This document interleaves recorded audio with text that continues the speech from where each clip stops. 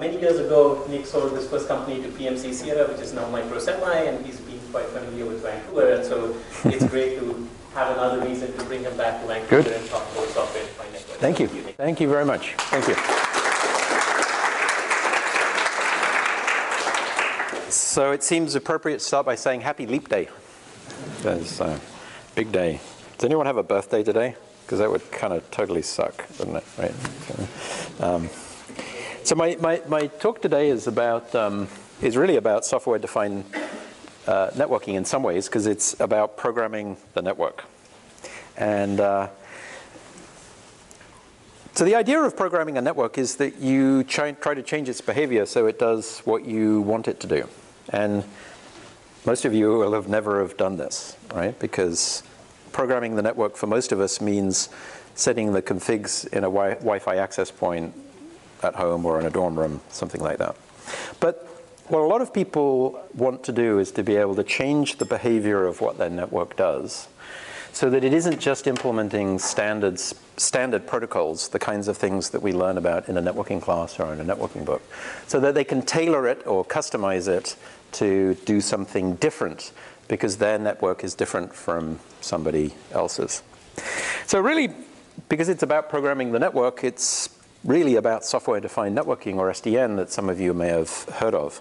And as many of you probably know, one of the big goals of SDN was to move the definition of how a network operates, the behavior of a network, from being baked into proprietary boxes and hand it over to those who build, own, operate large networks, so that they can either write the software themselves, commission somebody else to write it, or at least choose where they get it from so they can decide how it behaves.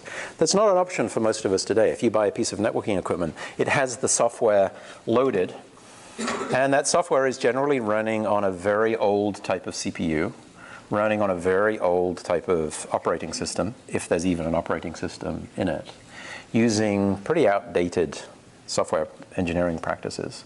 And the idea of SDN was really that you, by handing it over to those people that own and operate networks, they'll probably run it on an x86 server running Linux and then write code using modern coding practices.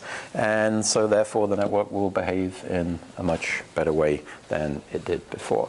So in a way, that's really all I'm going to be talking about today, is sort of the consequences of that. So given that that's already happening, in fact, some of you may have read papers about the way that particularly large data center companies have been modifying the behavior of their networks to suit their needs. You might take it as a given that you can already change the way in which packets are processed. Because after all, what is a network except a means to deliver a packet from point A to point B, or from point A to points B and C, right? That's all a network really does. And so it can't be that difficult. And you would expect that if you wanted to change that behavior, that it can't be that hard. Well, as I hope it will become fairly clear, you can't do that. You can't do that because there is this conventional wisdom that says, in order to have a forwarding plane, that which processes packets, for it to be programmable, is too expensive in terms of power, performance, or area, and therefore cost. And so it's prohibitively expensive. And as an academic, like you, I love conventional wisdoms, because they're usually wrong, right? And it's so fun to go and pick over them and re-look at them and find out whether they in fact hold up to closer inspection. And it'd be a little unfair to say that, oh, everybody else is wrong and we're right. The world has changed and technology moves on and things change, and that which was true in the past, this conventional wisdom, I want to make the case to you today that that's no longer true. And so this rule of thumb, or this conventional wisdom that programmable forwarding planes are too expensive, I think is no longer the case. Now, for those of you that watch the networking industry a little bit closer, I want to rephrase this question, because it's going to seem a little bit more relevant later on. Rather than programming down to the wire, in other words, programming the way that packets are processed, It's why is there a black box in my white box? So if you watch the networking industry right now, you'll see there's a lot of interest in what are called white box switches. These are switches that don't have a logo on them. They're a merchant switching chip that comes from somebody that builds switching chips, like PMC did until recently in nearby. And there are a few other companies that do this too. Wrap it in sheet metal, add an operating system, add some software. It's a switch.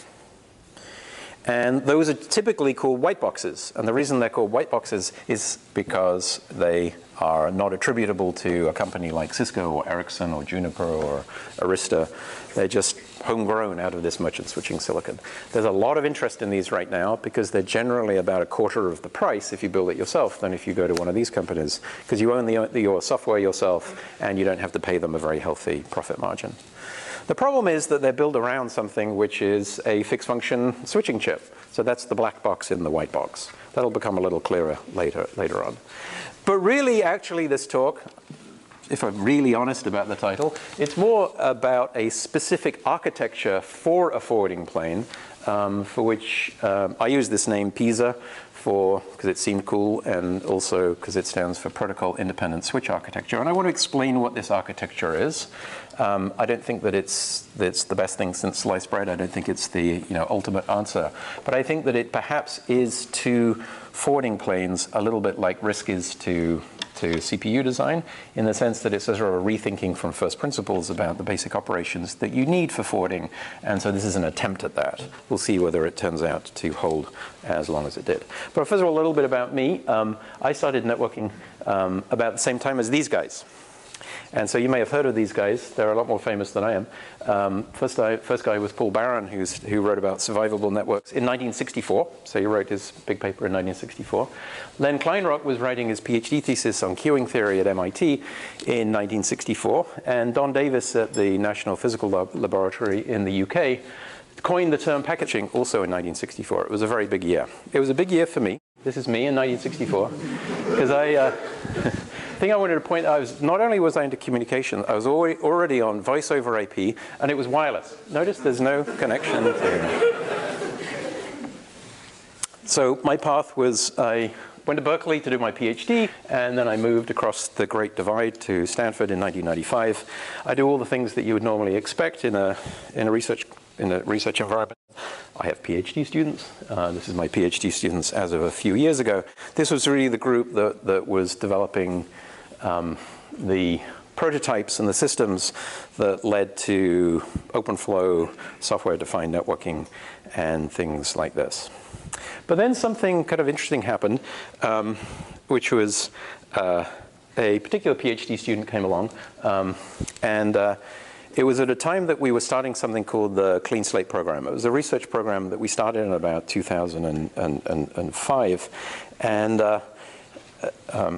as Satish was saying earlier, I had been very interested in the design of inside switches and routers for a long time.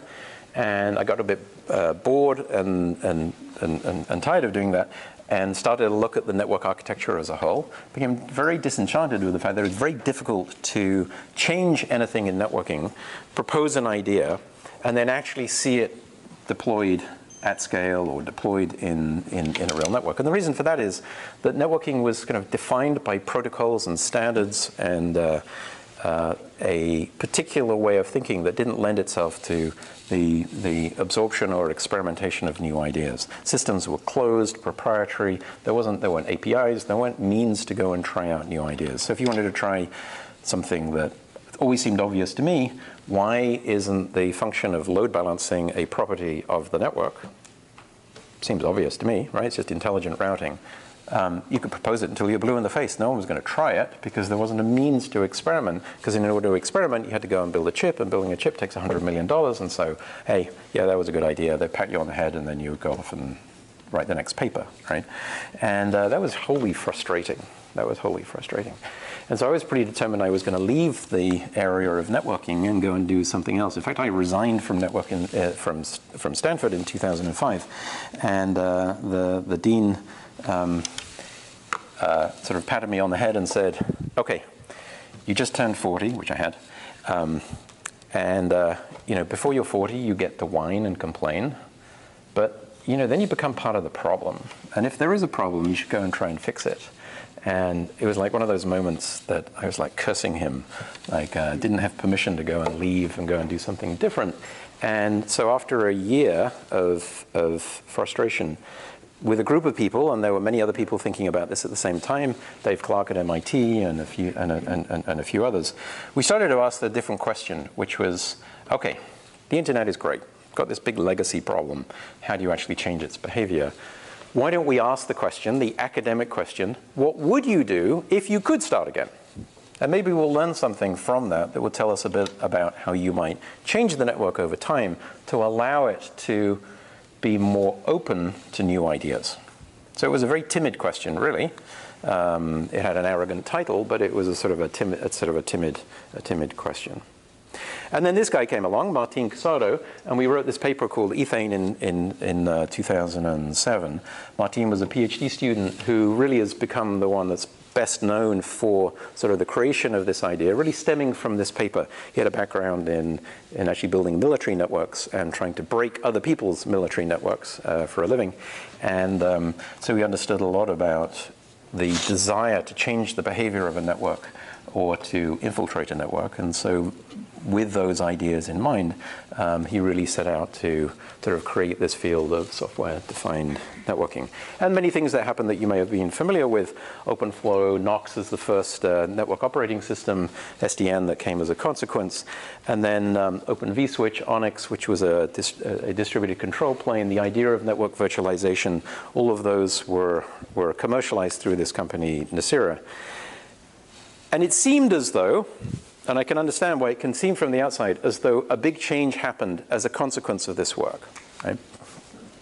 And while this guy is really, really smart, I say this when he's in the room, actually all of this stuff was kind of inevitable. And I'll tell you why. I really think that that the idea of software-defined networking and another idea that came up at about the same time, an architectural change, network function virtualization, really happened as a consequence of an industry trend that was going on. And that was very simple. First of all, the rise of Linux and the rise of bare metal servers inside data centers. Then for SDN, the rise of merchant switching silicon. So I want to tell you why this is. Many of you, I suspect, are only slightly familiar with what software-defined networking is. It doesn't matter, because I think that the three ingredients here can tell us why this was going to happen. The fact that Linux had emerged was, that's pretty clear that had happened during the 1990s. Data centers started to build their own servers around 2000. And so by 2005, 2006, all of the big data centers were made almost entirely out of homegrown servers. And around about 2000, there were a number of companies that started building switching chips that meant that you no longer had to go to a switching box manufacturer in order to get a piece of networking equipment. You could buy a switching chip. You could build a circuit board, you could wrap it in sheet metal, add a power supply, add Linux sitting on top, and you've got a switch. And Linux comes with a lot of networking software built inside. You'd have to build some things on top of that, and management software and things like that. But it wasn't really that much that you had to do. So it suddenly democratized the process of building networking equipment. And it made it much easier for those people that had armies of software engineers, people like Google and Amazon and Microsoft, in order to go and build their own. And so they did. And then at the same time, another technology was becoming quite large, and that was computer virtualization. And computer virtualization meant that you could now stand up the services that you would implement in a network, deep packet inspection, load balancing, gateway functions. You could start creating those as a virtual machine, and if you needed to scale, you just stand up 2 virtual machines or 1,000 of them. And now you could actually start deploying services that were in expensive middle boxes before and start building out large network services just using computer virtualization. And I would say that those ingredients meant that the rest of it was kind of inevitable. Just to sort of belabor the point, if you look at a compute server from about I think this one was from about 1995. Maybe it was a little after that. And it had a CPU, an operating system, applications. And then by early 2000s, it looked more like this. It was an x86 CPU that anybody could buy from Intel. It was running Linux that anybody could download. And then it was running applications that tailored it to a particular environment. So if you look at a server inside of a Facebook data center, it's running on an x86 CPU. It's running Linux. And then it's running a Facebook application. And that's the part that differentiates it from the server that's sitting in the Google data center or the one in Amazon. But the core infrastructure is exactly the same in each of these.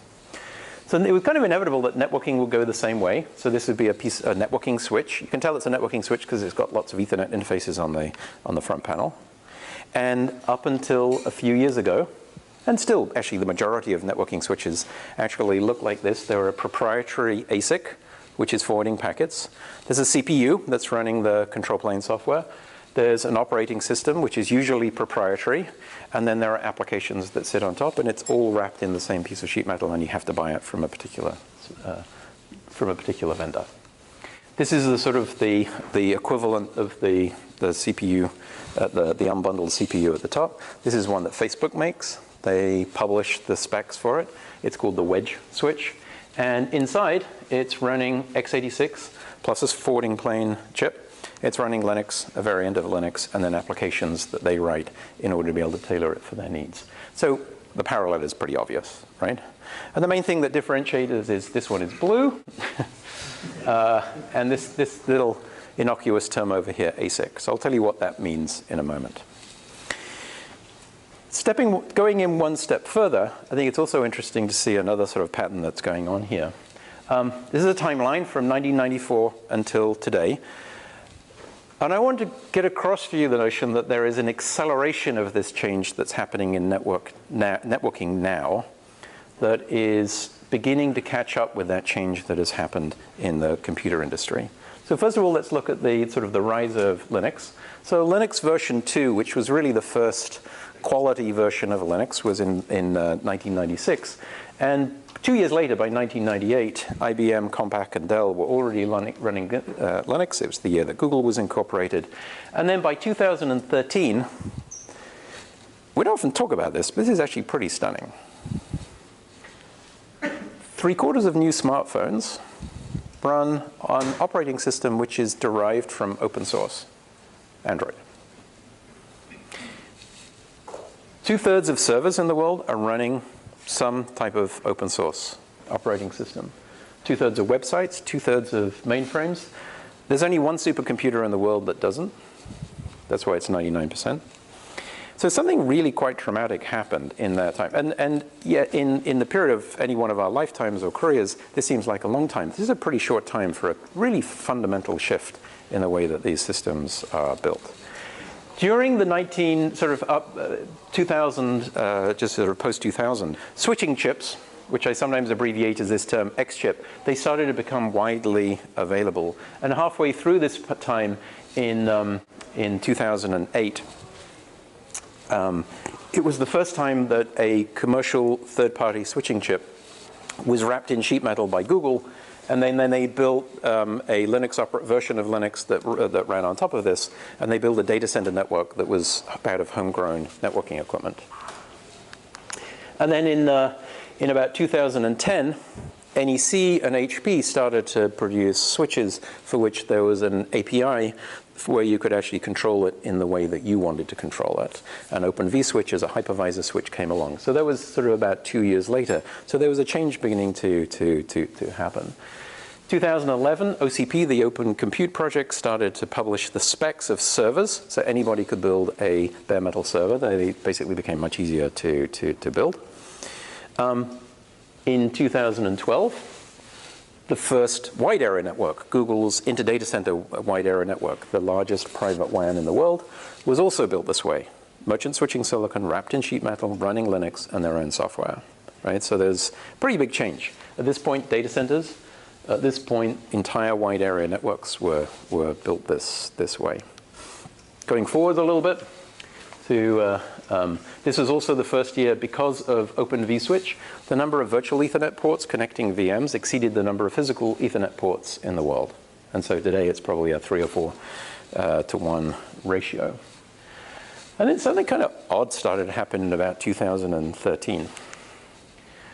So OCP started to publish the specs of switches, so anybody could build a bare metal switch, a white box switch of their own design. You just copy it. They published a bootloader. There was a large distributed control plane, Open Daylight, that became public. The network virtualization platform from VMware that came from Nicira was available. So suddenly it moved all the software, exploiting the fact that these boxes were there. So the rate of innovation really kind of accelerated.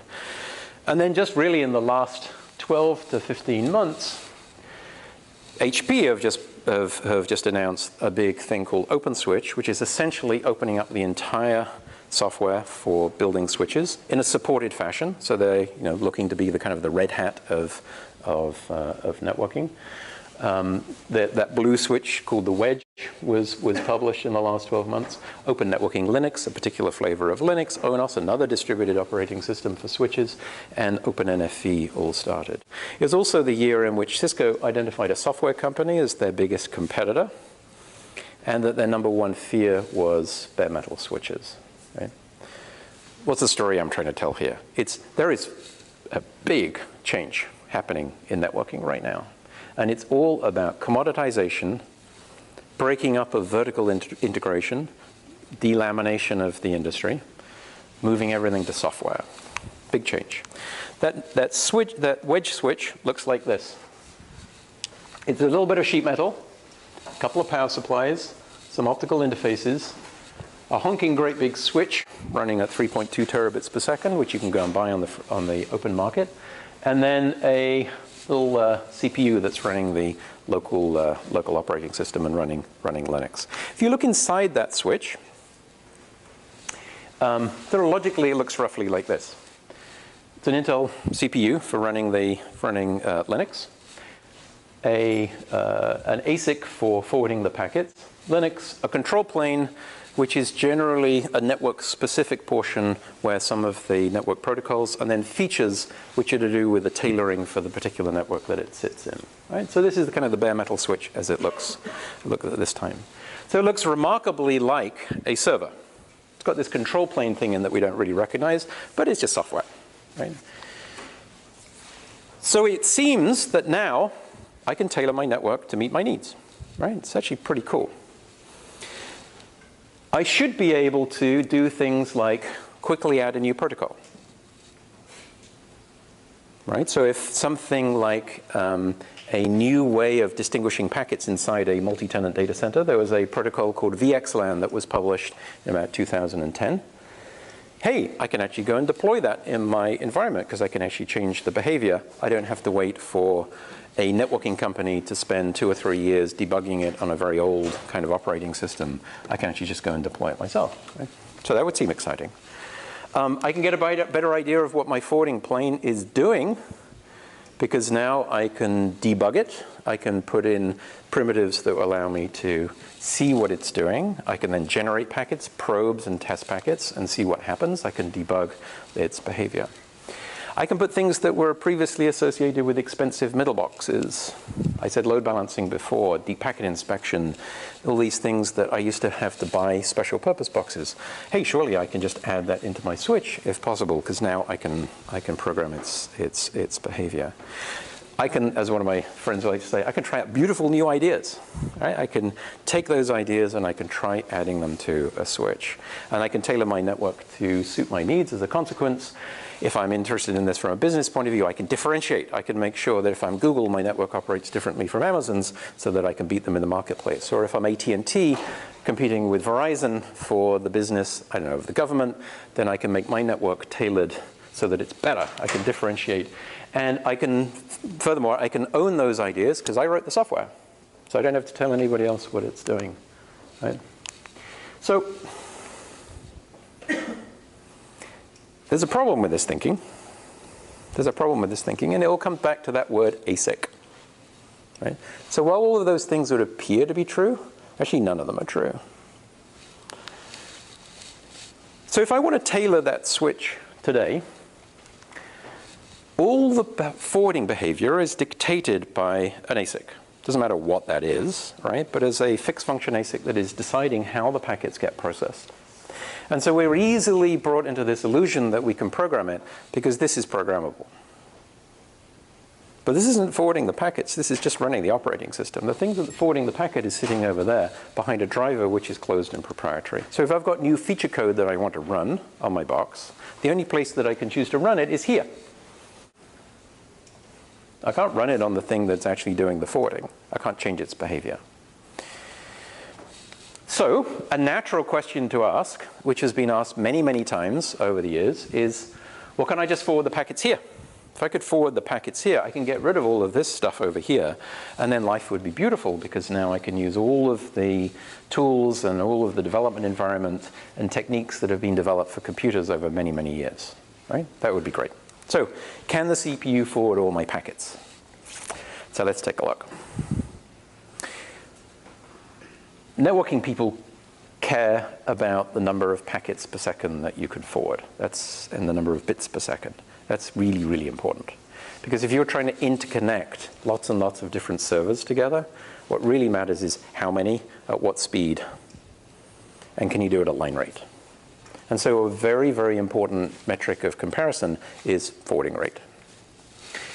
If you take the chips that have been developed over the years and look at the total switching capacity, just adds up the speeds and feeds going in and out of the chip, and just add up those speeds and then plot that in, this is in gigabits per second per chip. These are how they've gone for the ones that I'm aware of and I've been able to find.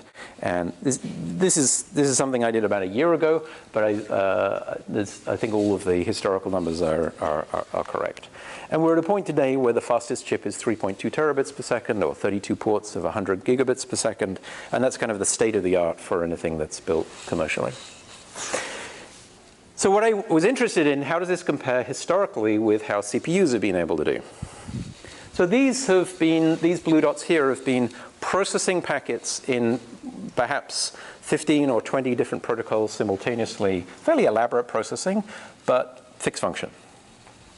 CPUs have the benefit of you can do whatever you want with them, and people have done these kind of hero experiments of seeing how many packets per second they can process in a CPU, usually doing, instead of 14 or 15 protocols, maybe 2 or 3. Sort of Ethernet and IP version 4, maybe a little bit more than that. And that line looks something like this.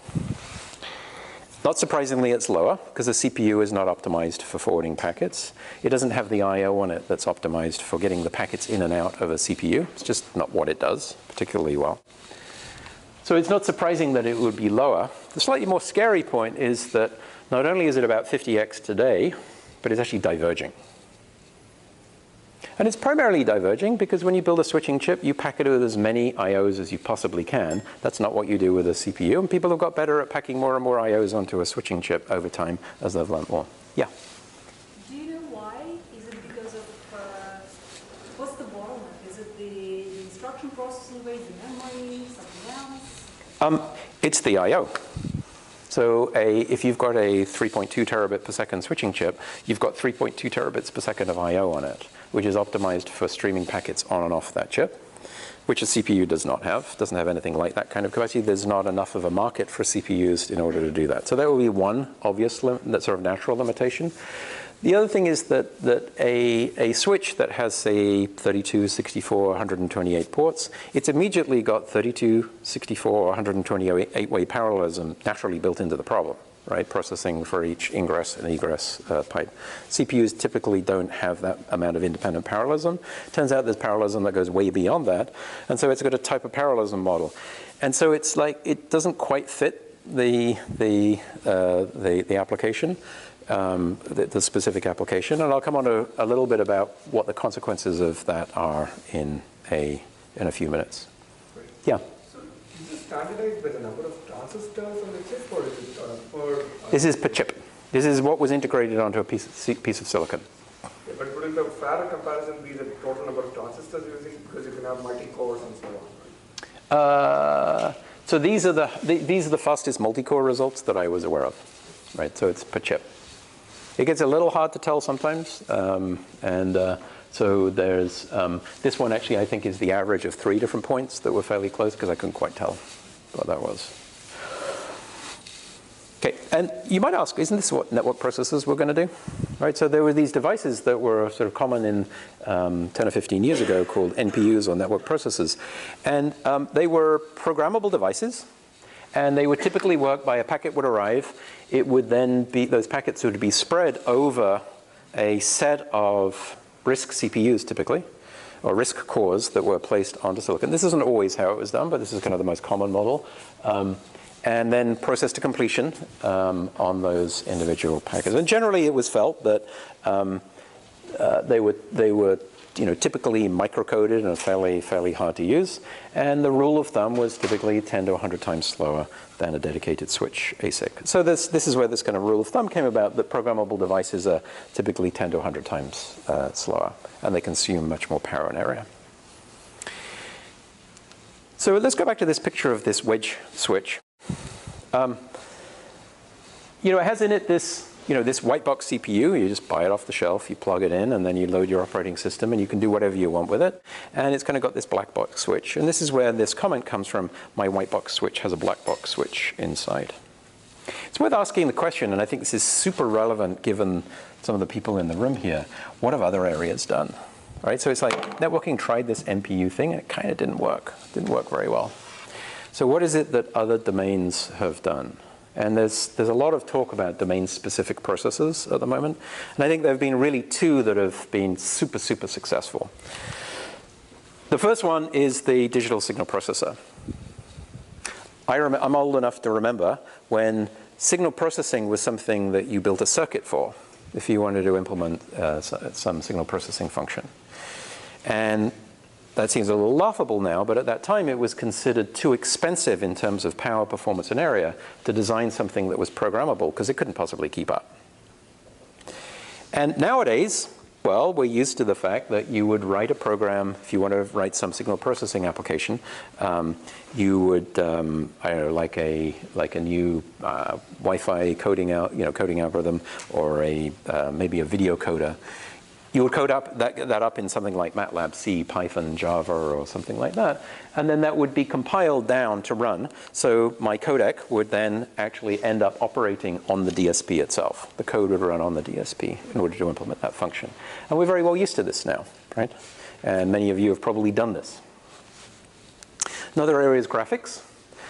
It's not that long ago when people said, those fixed function graphics cards that I remember very well are here to stay because there's no way that some CPU or some programmable device could possibly have the enormous processing capacity that you needed in order to drive a monitor, drive a screen. And well, that's clearly turned out to be wrong. And nowadays, you would run this on a GPU. If you've got an application, you run it through a compiler.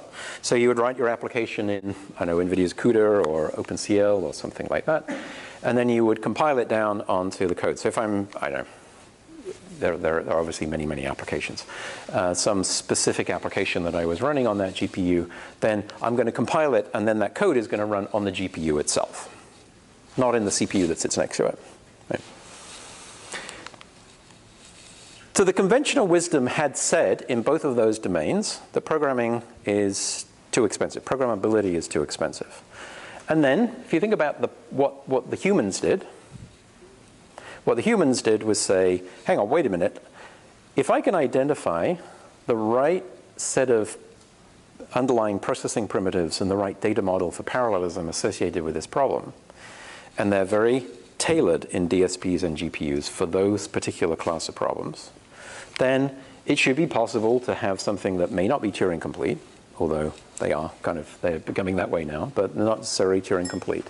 But it's tailored for that particular domain. I need languages, compilers. I need an entire way of programming, but hey, that's something that I could do. So domain-specific processors were built. Domain-specific languages, compilers, and tool chains were built. And so that was how those industries went. Okay. Well, you might expect I'm going to say, God, wouldn't it be good if that happened in networking? It's kind of actually already happened, and so I'm giving you slightly old news. These are the two fastest switching chips that were announced last year. And the first one was the Broadcom, so a chip called the Tomahawk chip, which is a fixed function chip operating at 3.2 terabits per second. And there was one by Cavium, it's called the XPA, and it's also running at 3.2 terabits per second. The one at the top is fixed function, the one at the bottom is programmable. QED, right? Game over. Why do I say game over? Well, I say game over because if the fastest switching chip that you can buy, you've got a choice between fixed function and programmable, and they cost the same and they've got the same power. Which one are you going to pick? All right, which one gives you the greatest peace of mind? You know for sure that something just changed and you're likely to go in this direction. Now, I could quibble with a particular approach and they didn't quite go far enough, but you know, I'm being a pedant here. One thing's for sure that the fixed function, the fixed function and the programmable kind of hit the same point. I became very curious in this question about 4 or 5 years ago, 2010. I guess that's 6 years ago now, and was wondering why we couldn't do the same as the DSP and the GPU folks had done in networking. So I've kind of shown you the answer, and now I'm going to go back to sort of my own path to get there. Why can't we do the same in networking? Why can't we do what those domains did and figure out what the right processing primitives are and the right data model and parallelism model in networking? And there was something that was happening. And this has really come as a consequence of OpenFlow and SDN. The people were using this terminology for what for how packets were processed. They would say there was a match plus action pipeline. I don't quite know where this term came from, but it started to become popular in about 2008, 2009, that you would have a set of headers, you would look at a header, you would perform a match on fields within that header, and then that match would tell you the action to perform, and then you'd move on and process another header, and eventually you'd have processed all of the headers. You would manipulate and change the fields that you want to do, and then you'd ship it on its way. So for example, if you were doing an IPv4 lookup, or of packet processing, header would come in, you'd look up on the destination prefix, that would be the match. The action would be, never seen this one before, drop it, or send it out of this port. Then you'd have to decrement a TTL, check for a value, update a checksum. Simple operations, right? Simple arithmetic operations that would be performed. And so these things were sort of becoming a little bit clearer, and people that were defining new protocols were tending to build them out of some very similar types of primitives. Sometimes you'd want to encapsulate, so you'd need to insert bits. Sometimes you want to decapsulate, so you'd remove bits. There were things that people were using time and again in order to process it. So there was a kind of an emerging pattern. And when you see those emerging patterns, you think, hey, maybe these are the underlying primitives that you want to capture in an abstract forwarding model, and then eventually build into a domain-specific processor. So it suggests a good model for data parallelism because it's pipelined. That's a form of parallelism, right? You're performing processing on multiple headers at the same time in different stages of a pipeline. And it suggests potentially a set of what I call plumbing primitives. They're the simple primitives that you need: decrement values, check for values, insert bits, remove bits, this type of thing. So we'd need a domain-specific chip. And we would need a domain-specific language, compilers, tool chains, all of this stuff. And so the terminology that a group of us started using was, can we design a protocol-independent switch chip? So the reason I say protocol-independent, it's because protocols are the programs of networks. They're the things that tell the forwarding device what to do. You take a protocol, which is a description of how IP packets are forwarded, and it's usually written in English. You then try and formalize that into an implementation of a forwarding behavior. So could we take these, turn them into programs, compile those programs down onto an underlying protocol agnostic or protocol independent device that was optimized for receiving those programs as a compiler target? Could we figure out what those would be? And that's why the name protocol-independent switch chip. So can we design it? And if so, we were interested, you must pay something for the programmability. It can't be free. So how much do you pay? is this 10 to 100 times number, is this actually, does this make sense? So the first attempt that we made was with, between my research group and a group that I'd worked with before at Texas Instruments. We published this in SIGCOMM in 2013, and it was a protocol-independent switch chip. Someone reminded me of this today, that the title of the paper starts with forwarding metamorphosis, and then the architecture that it proposes is called RMT, but it's this thing that I call PISA, because I think the name PISA is more appropriate. It had a small primitive action set. They were kind of 6 simple ALU type operations, bit twiddling, that type of thing. We convinced ourselves that there was much more parallelism that was possible than we had previously thought. And I'm going to postpone that until a little bit later and try and explain why that is. But the big surprise for me was we also came to the conclusion that it was between 10 and 15% chip area and power penalty for the same performance. I offer this as an explanation why it was that last year there were those 2 chips at 3.2 terabits per second, and one was programmable, one was not. And I think it's got a lot to do with this. They had independently stumbled upon the same observation. There's no particular reason. I'd have no idea if theirs is 10 to 15% larger area or a larger power. But it also led us to sort of try and figure out what were the actual properties of this architecture in terms of, what is it? And why is it that it's only 10 to 15% when the conventional wisdom says that it should be 1,000 to 10,000%? Right? Is it 10 to 15% compared to the Broadcom chip? Compared to, yes, no, that's a very good question. If you were to take the programmable version and say what would be the equivalent fixed function version, right? And where you were taking the same sort of typical set of features that were implemented. You'll see why in a moment why this is an easy calculation to do. There's a reason for it, but that's roughly what it means. So this general approach that we refer to as PISA, in some ways almost a cartoon, almost a caricature of itself, because it's so simple. This is it. This is it. I want to explain what each of these pieces are. I've deliberately drawn it in a very simplified PowerPoint sort of caricature, because I want to get across the notion that it's actually a fairly simple approach, and it's kind of obvious with hindsight. So the first thing is on the left-hand side, these blue lines represent the connections to the outside world. They're the interfaces that connect to the 32 or 64 or however many ports a particular switching device has. First of all, when a packet comes in, you've got to figure out what it is. Does it have a IPv4 address, or does it have IPv6? You've got to be able to do this. This is parsing, or from a software point of view, it's typing. Right? You're trying to figure out from these things that come in, what are they? And once you've figured out what they are, you need to be able to identify those headers. You need to be able to rip those headers apart so that you can go and process them, either in parallel or in series or whatever it is that you want to do. And so that's what this programmable parser, and so you need a means to tell it what you're going to expect to see on the wire, because if you're going to change the format of the packets, you need to be able to tell it what it's going to expect. And so it must have a programmable parsing at the beginning. So once you've got this programmable parser and you've figured out what these are, in this model, all of these headers then get put onto this blue line. It's actually an extremely wide bus typically, but it doesn't matter how it gets implemented. And that's going to flow down this pipeline. This pipeline here is shown as 4 identical stages. The 4 is just because that's what I could fit on the PowerPoint. The number would be whatever made sense in a particular environment. But the fact that it's a pipeline of identical stages seems to be important. Because if they're identical stages, then they naturally can be repurposed, and you can, it's sort of one of the keys to the programmability.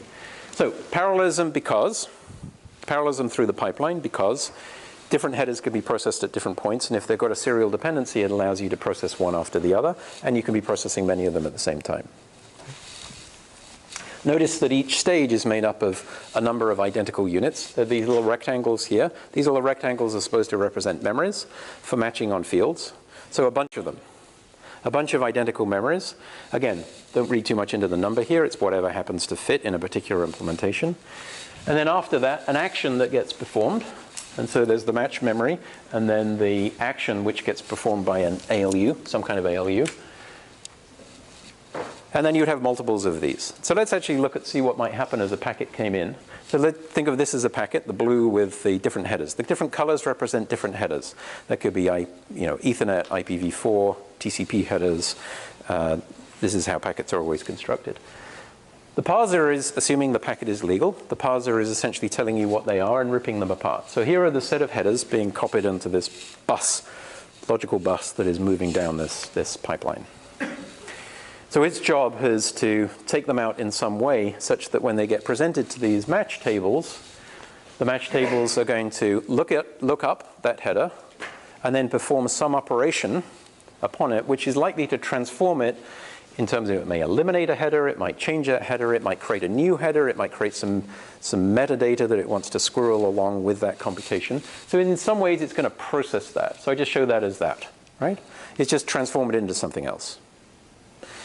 The next stage does the same thing and transform it into something else. The next one does that. The next one does that. It doesn't really matter what the details are. There are a number of operations that take place. Exactly the same types of operations available in each stage, but they may be programmed to do different things. And then at the end, it's going to rebuild the packet, put them back into put the headers back onto the front of the packet, and then send it on its way. The key here being it's pipelined in 2 dimensions. It's parallel in 2 dimensions. Pipeline parallel, and parallel in terms of multiple operations taking place at the same time. Notice that there's a kind of a funneling effect here. In this model, it's assumed that all of the packets that arrive get funneled onto the same pipeline. There's only one pipeline. It's not like there's one for every port of the switch. Of course, in practice, that's an implementation detail, but this is the abstract forwarding model, the way to think about it. In practice, these things would be a little bit more complicated than this, the actual implementation of them. I want to just give you a flavor of how they might be implemented. For example, these memories here might be a mixture of static RAMs for exact matches, TCAMs for associative lookups, maybe. That's going to be an implementation detail. That would be to hold lookup tables, counters, polices, Bloom filters, the types of things that you might expect to be on the forwarding line for the match portion. Yeah? Just a quick question. Is the actual matching, filtering of the data, is it done at the memory controller, or is the data shipped to CPU and... There is no CPU, there's no memory controller. This is it. So as soon as you get into a CPU, then you've got to take many, many terabits of capacity into a conventional CPU, game over. Right? 50x performance drop. None. I'm lying a little bit, and I'll show you in a moment why. But in terms of the forwarding behavior, as soon as you do that, off the edge of a cliff. Right? So trying to figure out what those primitives are. So these are assumed to be baked into hardware. So this is an abstract model that you would assume to be baked actually into silicon, right? As a substrate that you would then program. So the processing and memory are tightly coupled, they're physically very close or are the same thing? So in this case, if you were to actually look at an implementation of something like this, it would look like this, in that there would be a bus, and then there would be memories, and then there would be maybe crossbars to steer the packets into those memories, and then those memories would be attached to a particular ALU. And that ALU is purpose-built for this kind of application, right? So think of it as a domain-specific processor, not the use of a conventional processor. Yep. The ALU, you would expect it to have standard Boolean arithmetic operations, decrement a TTL value, that type of thing, and and then add and delete fields, hashes, that type of thing. The chances are that however long you build this, you're never going to be satisfied that it's long enough, so you probably have a recirculation path, just in case, probably from an implementation point of view. And then you will have to have some way of interacting with a CPU that can control this thing, tell it what to do, load its program, maybe deal with exceptions, help with debugging in rare events. And so, there's got to be a path to get in and out of a CPU, depending on, again, on how much support there is for configuration internally. That's what I meant when I was kind of partially lying. The nice thing about an architecture like this is that you can start thinking in terms of all packets are going to be sort of processed in this match action pipeline. And so if you put a means to generate packets at the entry to the pipeline on silicon, then you could generate just a sort of imagine you were generating a sequence of packets that they were all exactly the same, except there was a counter at the beginning that changed on each packet. Right? This is an entire match action processing pipeline. Each one could be processed completely differently because it's now got a means of identifying them individually.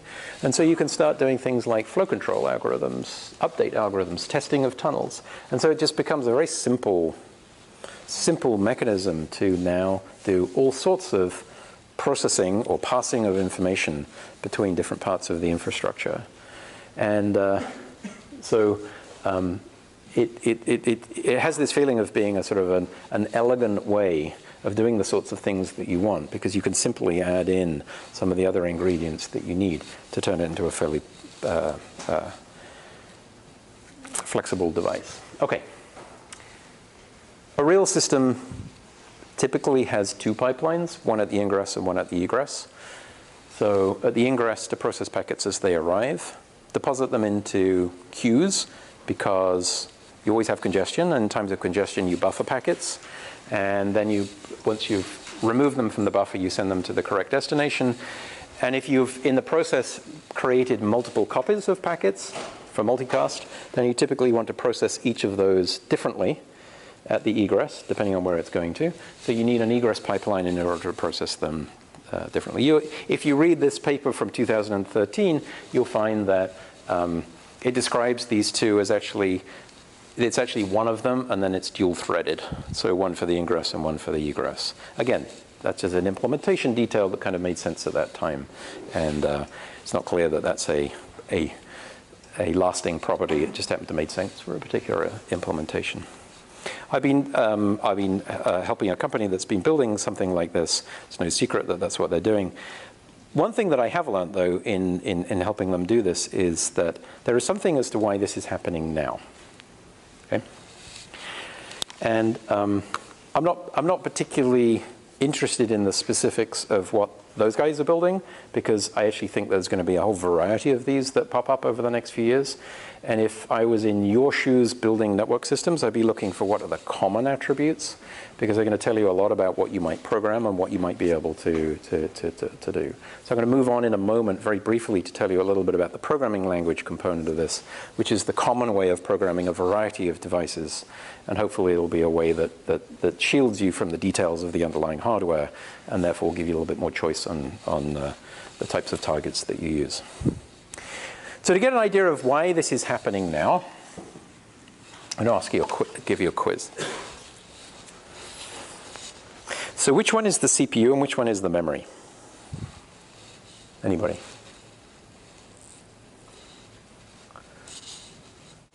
CPU on the left. CPU on the left. Everybody agree? It's a Sandy Bridge Intel CPU on the left, and it's a NAND flash on the right. Whew. Okay, everybody can stop sweating now, right? Okay. So what is it that's different, actually? Why could we tell? The one on the right, very common structure, dominated by memory, very little logic. It's arranged in banks like you would expect for a memory. And the one on the left, you'd expect it has some reproducible elements for probably caches, things like this, but huge amounts of logic. And we know that logic looks like spaghetti. Okay. If you were to look at a switching chip of 15 years ago, and that's about the first time I started building switching chips, they look like the one on the left. And if you look at a switching chip as they're built today, they look much more like the one on the right. Not quite, but much more. And I want to tell you why that is. So the switching chips, they don't really do very much. They get stuff on and off, so they must have a huge amount of serial I/O. So they've got serializers that are typically today running at 25, 28 gigabits per second. That's what each of these would be. And they tend to be around the periphery of the chip. And they're actually typically what dictates the area of the device. The next thing is they need a pipeline. Now I happen to redraw, just because I was lazy with cut and paste, I redraw the same pipeline. It'll have a pipeline, depending on, regardless of whether it's fixed function or programmable, it'll have a pipeline in order to process headers. There are some things that are common, whether it's programmable or fixed. First of all, it's got to have a lot of memory for lookup tables, counters, packet buffers. right? It's going to have a lot of memory. And actually, they're common regardless of whether it's fixed function or programmable, because they're actually independent of whether it's fixed function or programmable. And come to think of it, so are the IOs. They're actually independent. And then you need wires in order to string together this pipeline. And they're just dictated by the number of stages of the pipeline and the bandwidth of the pipeline. They're actually independent of whether it's programmable or fixed as well. So all of these three major components are, in fact, independent of whether it's fixed or programmable. And so if you map these out, they tend to be about 40, 40, and 10 in terms of 40% memory, 40% I/O. And the reason that they have stayed at a constant, or they're roughly at this value, is actually dictated by the fact that you actually only need about 10% of what's called a reticule-limited chip in order to implement the logic of the protocols that people want. And so if you're at that point, you will, of course, devote as much memory and I/O as you can, because that will dictate how appealing it is in the marketplace. And the wire, well, you have to do that. And so it ends up as being this kind of ratio. Right? But if you were to go back 15 years, this got to be 10% because of Moore's law. It's the same function that just shrunk and shrunk and shrunk and shrunk over time. So it became a smaller and smaller component of the overall area. And the largest thing that is encroaching upon this right now is the wire. The wire is actually getting, because it doesn't go down with Moore's law as much as the logic does. And so this is actually getting smaller and smaller and smaller. So today, that's where that 10 to 15% actually comes from. And this will become a diminishing proportion of the silicon. So this sort of step towards programmability, or this march towards programmability, I would argue is inevitable. Right? And again, it's got really nothing to do with what we're doing or what people are doing right now. They were going to do it anyway. And that sort of explains the sort of general trend. But just unwind a little bit and think, why were we doing this? We were doing this to be able to change the behavior of forwarding in a network without compromising the power, performance, or area. That was the rationale for doing it. Okay? I may or may not have persuaded you that it is inevitable that you will be able to do it with little or no compromise in terms of power, performance, and area. It takes a little bit of a leap of faith to say, and therefore you will. Right? Who knows? Right? I will wait and see whether that happens. I would argue that when you're faced with programmable versus fixed, it's kind of inevitable that you will, because we'd always like to change the behavior in order to add clever new stuff, and that's sort of inevitable. Or, it remains to be seen whether that's actually true. So, as of 2013, we thought programmability would cost 10 to 15% increase in area, and I believe that by 2018, it will be negligible. It depends on your definition of negligible. For me, it's less than 5%. For you, it may be a different value. That was kind of my conclusion. It's a hunch more than I couldn't prove that or show you a huge amount of data to support that, but it looks about right to me. We need to be able to program these devices. We need a language. There is a sort of growing interest in a language called P4, Programming Protocol Independent Packet Processes. That's what the P4 stands for. There was a number of us that got together about 3 years ago trying to figure out a common way in order to do this. I'm not going to have time today to go through how that language works. There is a pretty vibrant sort of open source community that is sort of growing around this P4 language. Suffice to say for now, it's sort of an intuitive declarative language that lets you describe how packets should be processed. That's its goal. It aims to allow somebody to define portable code so that they can write code that is independent of targets. And this is why I think it should potentially be of interest to you. There are a number of different people, both for research purposes and companies, that are building P4 compilers for different types of target. So the one I mentioned earlier, Barefoot, is doing that. Xilinx is doing it for FPGAs. Metronome, a company that builds NICs, is doing it. There is, by their participation, there's a lot of suggestion that Intel is doing this for the Red Rock Canyon programmable NICs. There's, by their participation, I think you could probably conclude that Cisco is doing something like this as well, because it allows them to have a means of expressing forwarding behavior that's true across a number of different chips. I don't know for sure that they are, but I'm sort of guessing from the same way that you might guess just by observing their participation. And there's a few other people that are doing the same thing. There's also a nice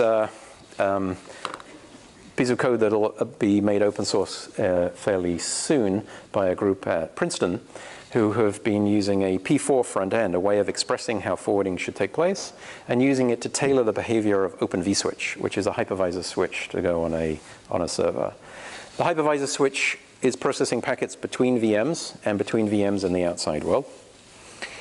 And today it typically takes 8 or 9 months from when someone wants to add a new piece of sort of function to that till it actually shows up in people's multi-tenant data centers because of the QA process and the amount of kernel code they have to touch. And so it was very appealing to try and describe it once in terms of the forwarding behavior in a high-level language and then compile the hypervisor switch directly from that description. So that should be available fairly soon. So there's a number of these sort of targets that are coming up right now. So it should allow you, sometime in 2016, 2017, that there'll be enough devices, enough compilers that you would be able to write P4 code that was really portable across a number of different targets. And that's my goal, is to sort of create an ecosystem where we can stop thinking about what the device is and start thinking about the code, the function, the ideas that we want to introduce. So we think that there will be reconfigurable devices in the field, eventually on the fly. That's maybe a little bit of a tall order, and that's kind of the way it's heading. If you read about the P4 language today, you will walk away with the impression that it is designed with this as an abstract forwarding model and as a compiler target for P4 programs. Okay? If you are interested in the programming language part of this, that is true today.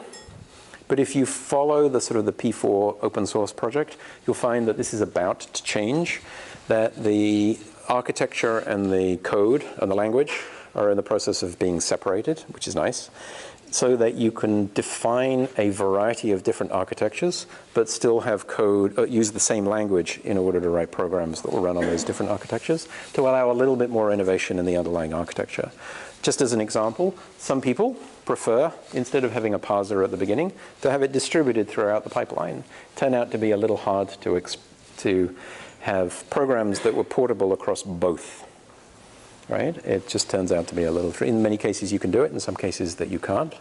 And another is, what if people want to build in things like encryption that require a lot of state associated from one packet to a next? So if you want to encrypt all the packets in a flow in a common way with state that's over the whole flow, that turns out to be a little hard. And in this particular abstract forwarding model, so people wanted to be able to do that by using and so you'll see that as sort of slightly teasing apart. And then the key is, how do you write code that a subset of it, or you have a known subset which is portable across a number of different architectures? And this is tricky. It's a little tricky. So it's a fun research area right now.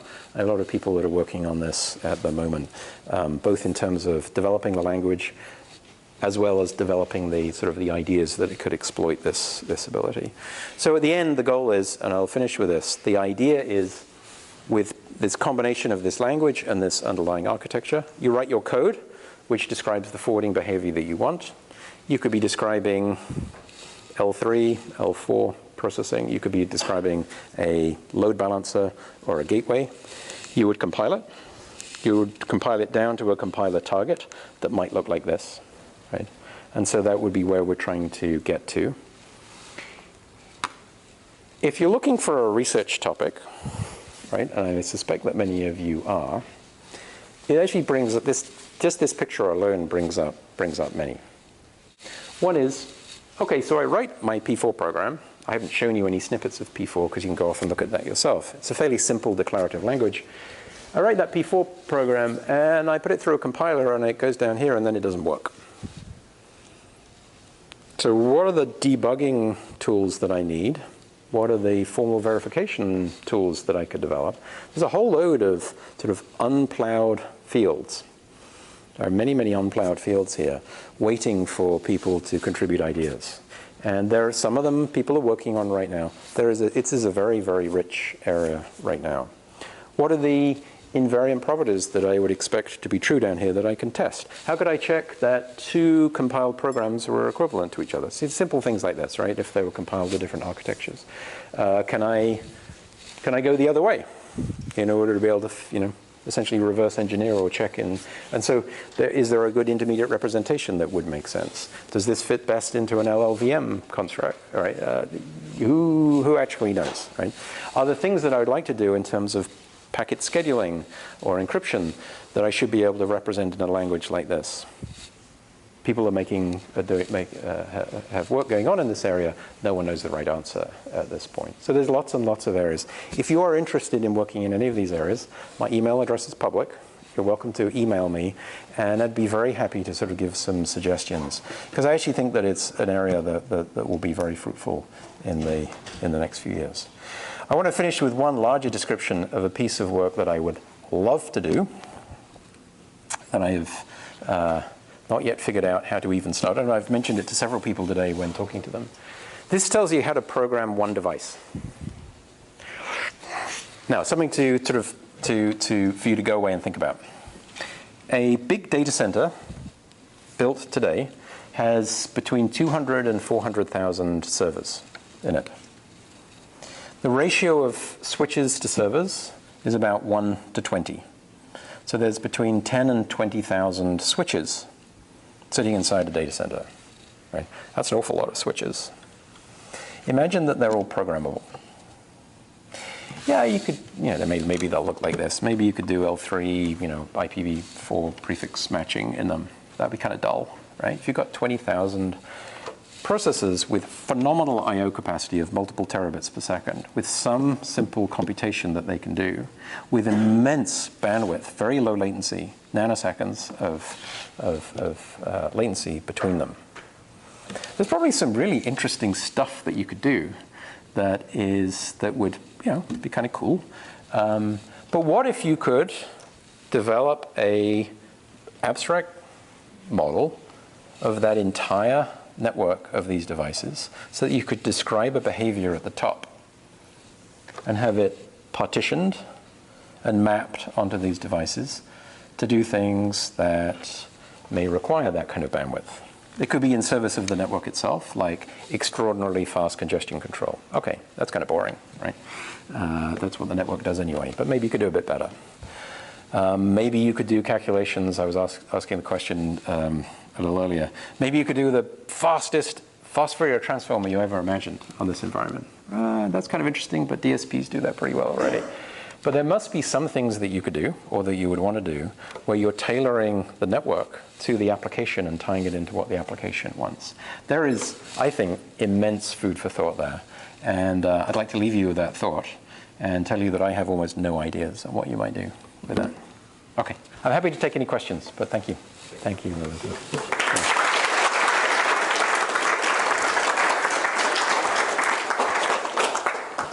Thanks for some questions. So we'll start with you. People? Sure.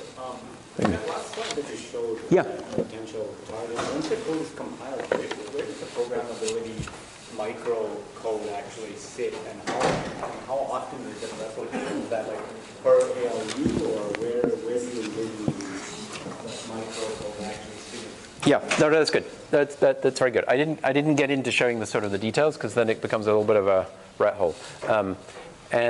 So the idea is that these are basically lookup tables that you look in based on a key, and then you'll get some data out of that table. And that data that you get out of the table would be presented as data or as operands into these ALUs, right? These tables then get populated from the outside world, from a control plane, to say, okay, this is a prefix I would like you to look up on, or this is an Ethernet address I'd like you to look up on, or an access control list entry I want you to look up on. That would be put into here, and along with it, it would say, if you see this one, then send it here, or if you see this one, then drop it on the floor. So you could call that a sort of microcode or firmware, but really it's just a rule. It's just a single rule, feed forward. There's no program counter. It's just merely a match, and that match tells you the action, and then you move on. So this would be, the assumption is that this is clocked at some fixed rate. So if it fits, it runs at line rate. If it doesn't fit, it doesn't run at line rate. It doesn't run at all, right?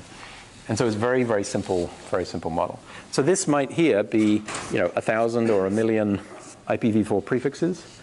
And it probably not much of a stretch to see that if there isn't room here for all of the prefixes, maybe it's the first 2 stages, and I check if it's here, and if it's not here, I check if it's here, and then I decide that I don't have it, right? And so you can see how you can expand the tables over multiple, right? So but very simple operations like that. So you could essentially put different rules on all of those buffers. That's right. Yes. Yeah, and there's the paper describes that I mentioned earlier. I think this bus is a few thousand bits wide. And so it'll have like 300 or 400 different headers that might have been ripped off and then presented at this point. That's about the number that you would expect to see in a network of dozens to hundreds of headers. So this implementation reminds me a lot of a sequence of OpenFlow and flow tables. Yeah.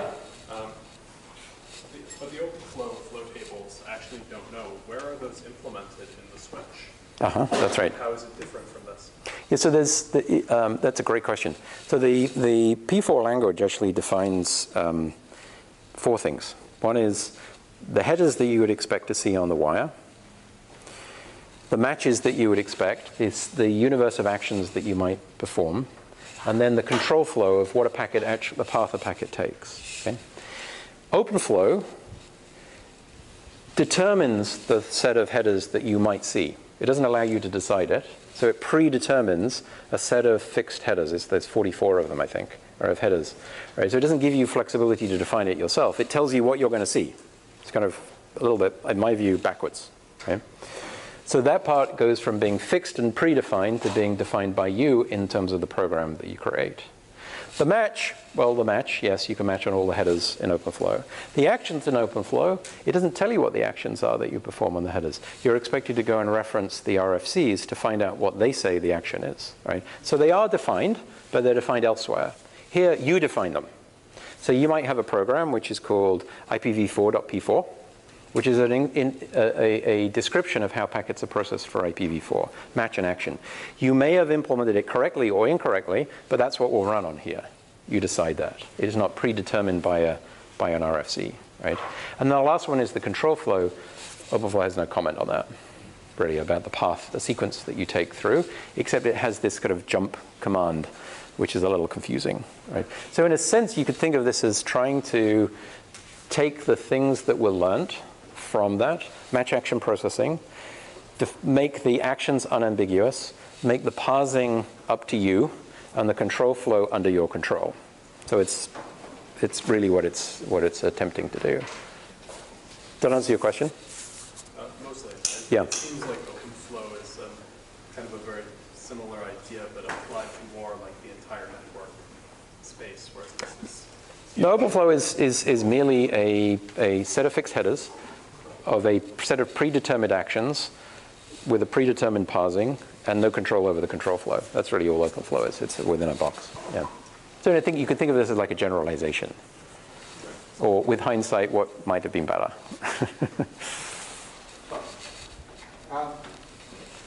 Is there a chicken and egg problem between like what applications you might want to use this kind of platform, and then how general you make the hardware?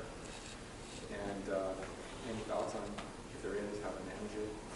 Yeah. No, I think this is a great question, and I suspect that this is an issue for any domain-specific processor, right? Which is that the only reference reliable reference that you have up front is the set of fixed functions that people have implemented before. But they were very much limited by the fact that they had to be implemented in fixed function, right?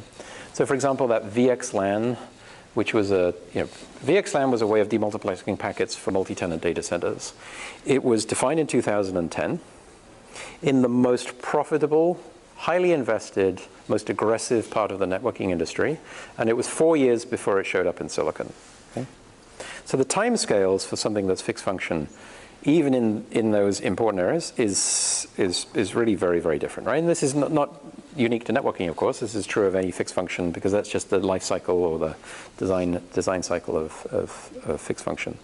So the question is, if you could change those things more frequently, instead of having a VXLAN standard, would everybody have implemented their own? They will all be slightly different because they're all operating inside their data center anyway. Who cares? As long as it works. Doesn't matter if it's the same as the data center down the road because it's actually just private to the data center. I actually think that that's what's going to happen. The problem then is knowing, okay, if you could have 10 different flavors, what are those 10 different flavors and how do you make sure that your device is able to support them?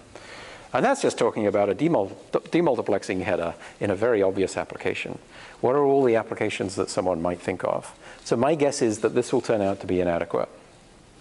It's already clear that it's inadequate in one way. It doesn't allow you to specify the way that packets are scheduled. And we know that people want to do that. We're just in the process of trying to figure out how you abstract that and program that. The next thing is that everybody is very mindful at the moment about encryption, right? And that you would want to be able to perform line rate encryption. What are the right primitive operations that you would want to put in here that you can then build interesting encryption algorithms out of that without burdening this?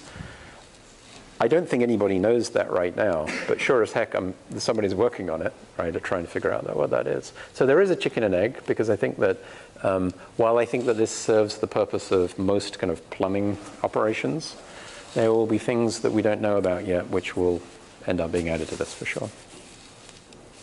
Yeah, so I spent a lot of time thinking about that one. So we'll take one last question. Yes, sir. Okay, so this is about programmability versus performance question.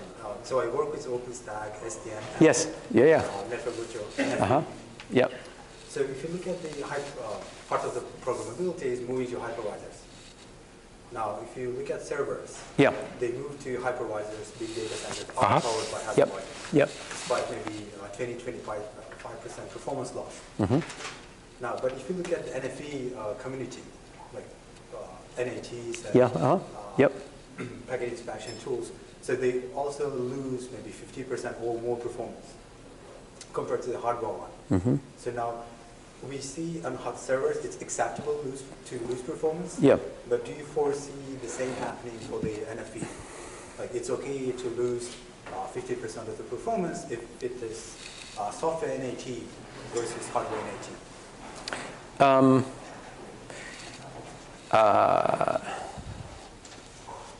So maybe I want to make sure I understand the question.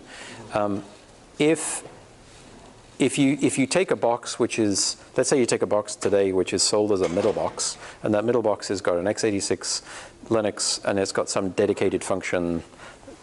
For want of a better example, let's say it's deep packet inspection, right? So it's pretty compute intensive, pretty I/O intensive sort of operation. And then you were to take that and say, I'm Amazon, and I want to sell that service to one of my customers, so I'm going to turn it into a VM running in AWS, right? And in order to, once I move it into AWS, I'm going to probably lose about 15% of the performance, right?